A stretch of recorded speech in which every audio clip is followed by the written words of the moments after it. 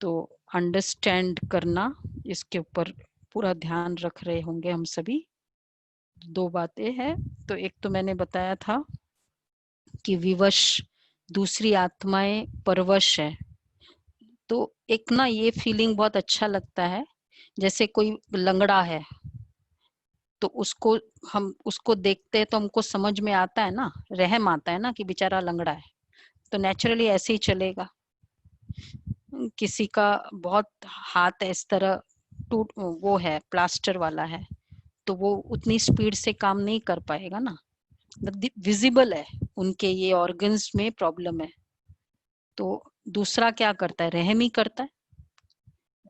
तो रहम ही कर सकता है ना, और क्या कर सकता है, क्योंकि उसको उतना भुगतना पड़ रहा है, उसको तो वैसे ही अपना भुगतना पड़ रहा है। तो अगला रहम भी न करे तो फिर उस आत्मा के लिए तो और कुछ बचा ही नहीं।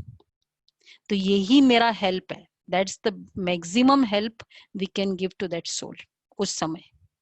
इसी तरह कोई बहुत क्रोध कर रहा है तो क्या है उस समय, बेचारा उसके शांति का ऑर्गन टूटा हुआ है।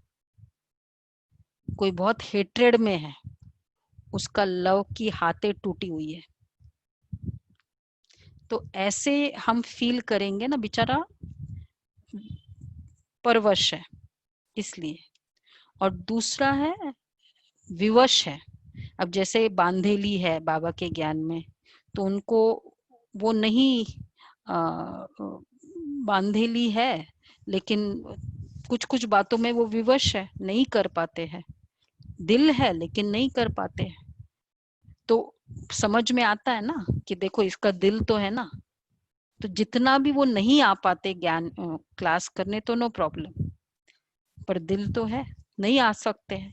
इसी तरह हर आत्मा शांति और सुख की चाहना है, लेकिन बेचारे उनके अपने कट चढ़ी हुई है, विक्रम का बोझा है, नहीं कर पाते।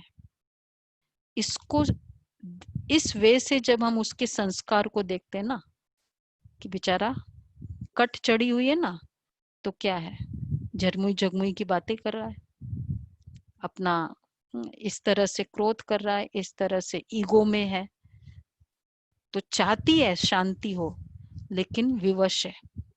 तो परवश और विवश हर आत्मा को देखकर जब ये फीलिंग आएगी तो ऑटोमेटिक रहम आता है, नहीं आएगा फिर रहम।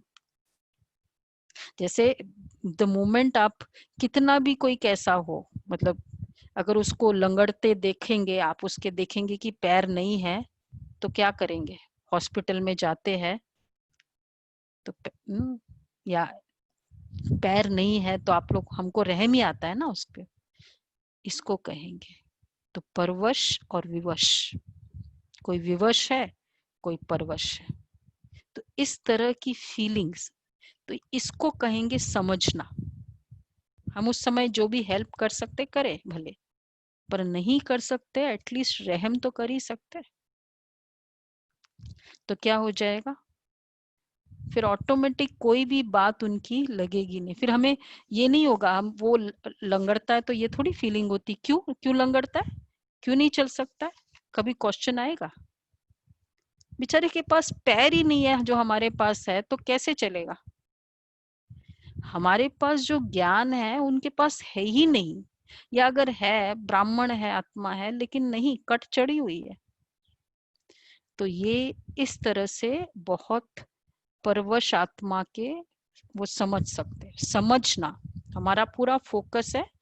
तो क्वेश्चंस ऐसे आएंगे, समझना है। जैसे भी कोई भी ऐसी आत्मा को देखा तो मुझे वो समझ आई, वो मेरी वो फीलिंग एक्टिवेट हुई। इतना सा भी आया कि ये क्रोध क्यों करता है, मतलब मुझे वो समझ नहीं थी, तो ये फीलिंग एक्टिवेट करनी है।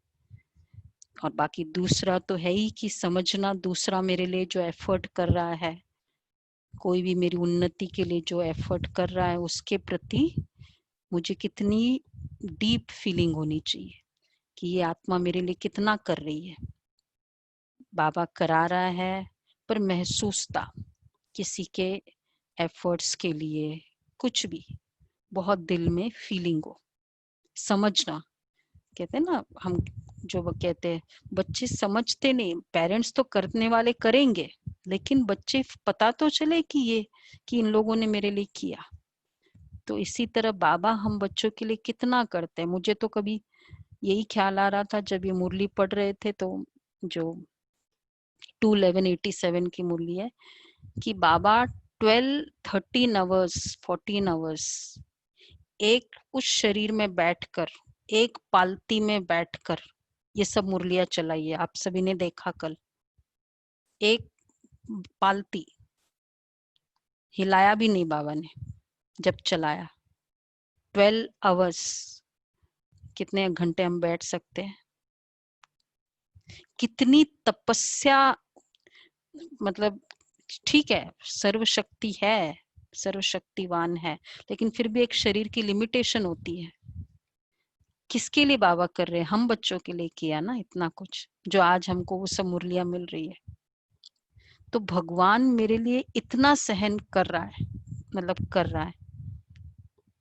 तो ये फीलिंग हो कि बाबा मेरे लिए कितना कर रहा है, मुझे कितना कुछ दे रहा है, तो ये जिसको फीलिंग होगी ना, तो ऑटोमेटिक उसको दिल करेगा नहीं, जो बाबा कह रहा है ना मुझे करना है। तो ये था बाबा के प्रति ये फीलिंग, एफर्ट्स हर कोई के लिए, चाहे वो आत्मा अपने लाइफ में भी कितनों का, और दूसरा ये विवश। तो पूरे दिन चेक करे तो ऑटोमेटिक कुछ कोई नेगेटिविटी होगी नहीं, होगी फिर परवश, विवश और दिल में ये महसूसता होगी, तो कभी किसी के लिए कुछ नहीं होगी। ओके।